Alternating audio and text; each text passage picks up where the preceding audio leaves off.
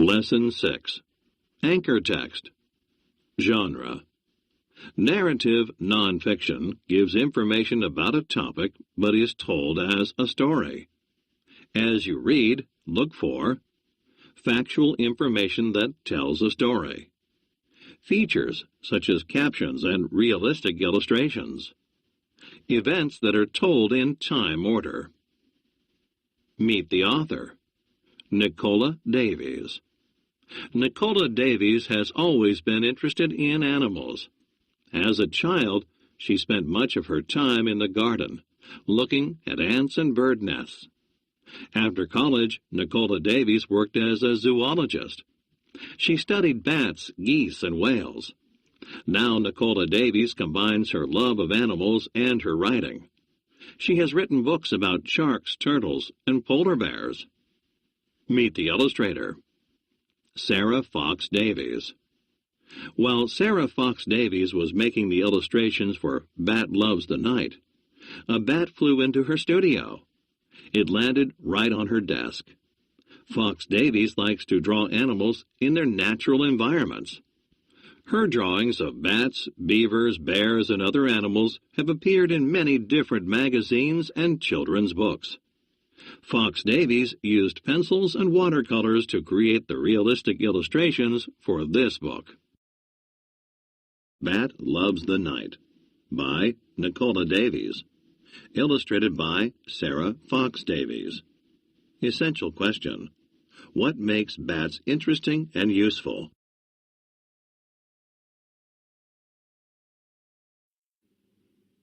Bat is waking, upside down as usual, hanging by her toenails. Her beady eyes open. Her pixie ears twitch. She shakes her thistledown fur. She unfurls her wings, made of skin so fine the finger bones inside show through. The pipistrelle bat's body is no bigger than your thumb. Now she unhooks her toes and drops into black space. With a sound like a tiny umbrella opening, she flaps her wings. Bat is flying. A bat's wing is its arm and hand. 4 extra long fingers support the skin of the wing.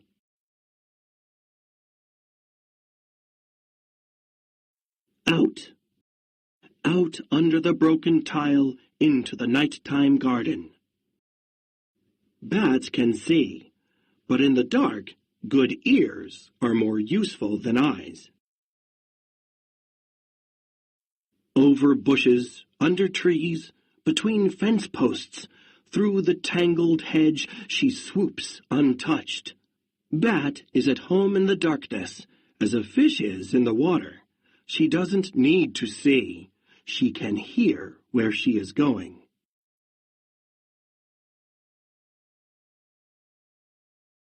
Bat shouts as she flies, louder than a hammer blow, higher than a squeak. She beams her voice around her like a flashlight, and the echoes come singing back. They carry a sound picture of all her voice has touched. Listening hard, Bat can hear every detail, the smallest twigs, the shape of leaves. Using sound to find your way like this is called echolocation. The noise bats make when they shout is too high for humans to hear. Gliding and fluttering back and forth, she shouts her torch of sound among the trees, listening for her supper. All is still. Analyze the text. Domain-specific vocabulary. What word on page 216 are you likely to find only in science-related texts? What does it mean?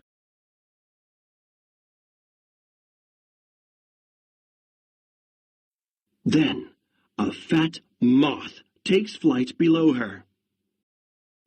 A bat can eat dozens of big moths in a single night, or thousands of tiny flies, gnats, and mosquitoes. Bat plunges, fast as blinking, and grabs it in her open mouth. But the moth's pearly scales are moon dust slippery. It slithers from between her teeth. Bat dives, nets it with a wing tip, scoops it to her mouth. This time she bites hard. Its wings fall away like the wrapper from a candy. In a moment, the moth is eaten. Bat sneezes. The dusty scales got up her nose. Most species of bats eat insects, but there are some that eat fruit, fish, frogs, even blood.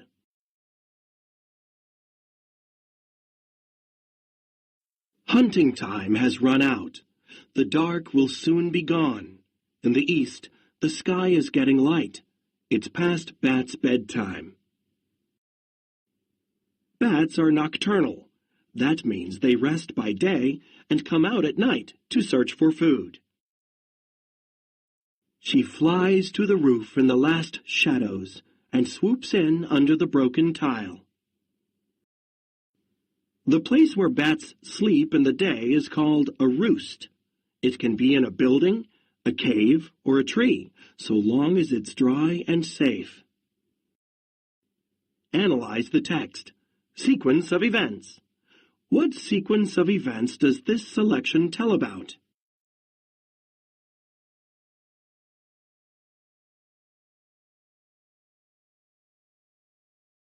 Inside, there are squeakings. 50 hungry batlings hang in a huddle, hooked to a rafter by oversized feet. Bat lands and pushes in among them, toes first, upside down again. Baby bats can't fly. Sometimes mother bats carry their babies when they go out, but mostly the babies stay behind in the roost and crowd together to keep warm.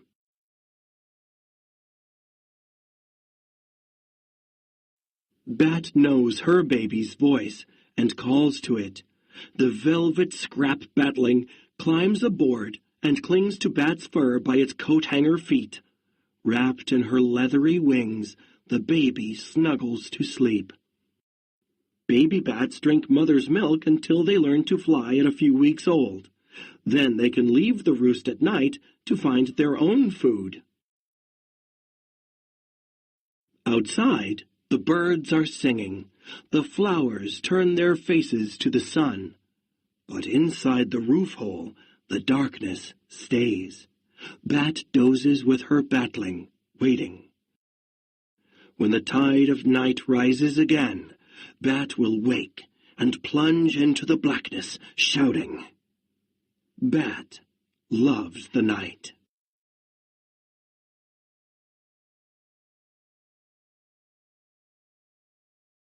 Be a reading detective.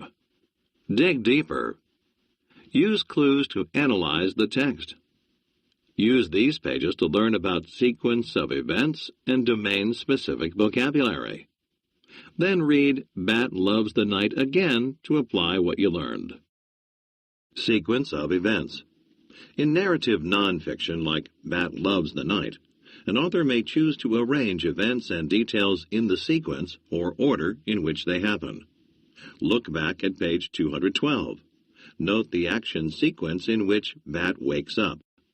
Time order words also are included to help readers connect the order of events as they read from sentence to sentence and paragraph to paragraph. Look at pages 218 and 219, where Bat catches a moth.